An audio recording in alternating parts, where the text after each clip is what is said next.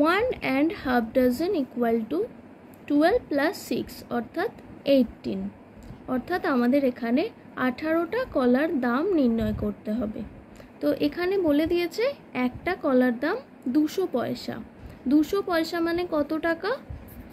দেখো আমি এখানে লিখে নিয়েছি 200 পয়সা ইকুয়াল টু 200 ডিভাইডেড বাই 100, এটা রুপিস হবে।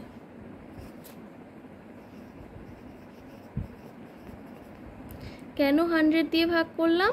কারণ আমরা জানি 1 টাকা সমান 100 পয়সা। তাহলে 200 পয়সা ইকুয়াল টু কত উত্তর হবে? 2 রুপিস। এবার আমাদের অঙ্কটা করতে সুবিধা হবে। তাহলে একটা কলার দাম 2 টাকা পেলাম, 18টা কলার দাম নিশ্চয়ই বেশি হবে। কত দিয়ে গুণ করব? 18 ইন্টু 2। এখানে আমি লিখে নিয়েছিলাম the cost of 18 bananas equal to rupees 18 into 2।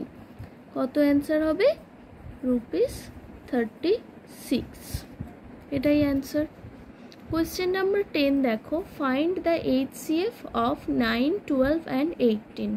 অর্থাৎ 9, 12 এবং 18র গসাগু নির্ণয় করতে হবে। এটা তোমরা নিজেরা করে নেবে। বাকি অঙ্কগুলোও বুঝতে পেরেছো কিনা দেখবে। যদি বুঝতে না পারো তাহলে আমাকে ক্লাসে জিজ্ঞাসা করবে। বাই সকলকে।